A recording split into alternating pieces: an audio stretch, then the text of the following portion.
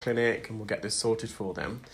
So I just examined both ears, but right from the offset, this to me, it doesn't look like earwax. Now, there was some earwax in the ear as well and some dead skin, and you'll see me remove that. But this object is quite spherical, it's round, you can just tell it's quite hard. It doesn't look like a wax plug.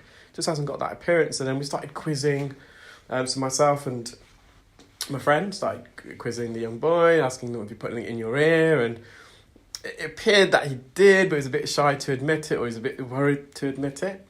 I then had to use an ear hook because it was lodged. This object, which I'll reveal what it is in a moment, it was rock solid, and there was an opening at the top, so I used the hook. There's no way this was going to come out with suction. It's quite deep as well, it's lodged, but fortunately there's a little opening. I got the hook in and behind this object, which is the grand reveal. We believe is a popcorn kernel. Now, we're not 100% sure.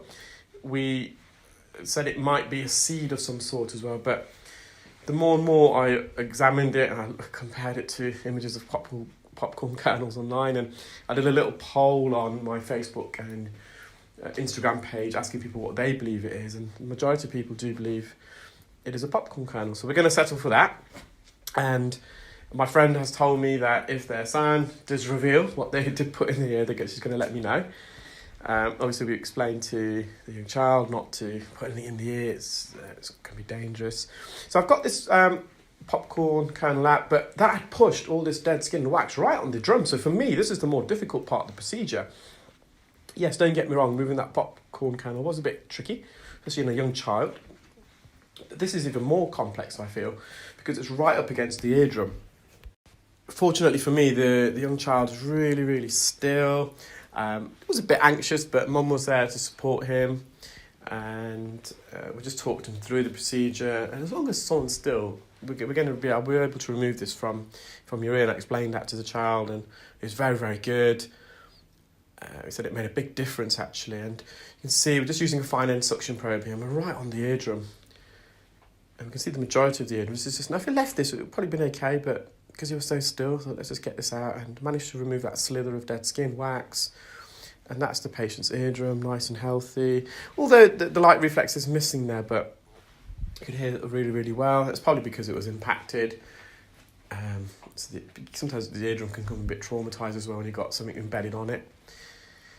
So we just mopped up around the edge, and you'll have a close-up image of the popcorn kernel in a moment. Now, if you watched my video yesterday, you would have known that I've got a bit of an ear problem myself. It's actually got worse today, ironically, but if you want an update on that, visit my Facebook page or Instagram page. So if you just go and search at The Hair Clinic, so The Hair Clinic as in TheHearClinic.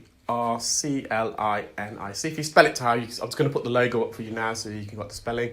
And I've got some images of my left ear compared to my right, and you'll see how angry and red my left ear is. So I have developed glue ear now. I've got fluid behind my eardrum, so I'm continuing to use the nasal decongestion sprays. And at the same time, I'm using the Otavent nasal balloon.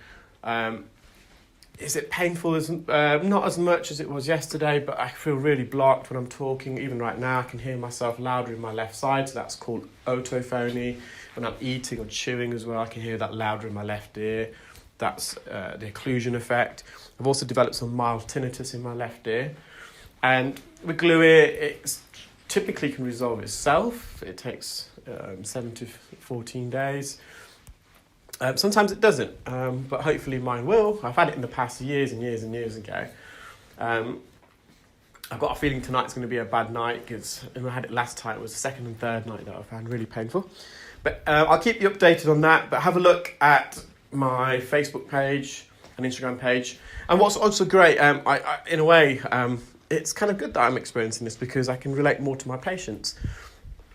Of course, I can appreciate what my patients are going through. I've been doing this for so many years now. I can tell by their reactions and how they explain their symptoms to me, how much it kind of be affecting them and debilitating for them. But it's nothing better than experiencing it firsthand. So a lot of my clients, it's mainly because of wax, they come in, but some of them do have glue ear. And having a blocked ear full of wax can mimic the same symptoms as a glue ear. It can be very similar at times. And what's also great is, whilst I'm suffering from this glue ear, I'm also, in my mind, developed my own device which can help unblock the eustachian tube, which is the root cause of this.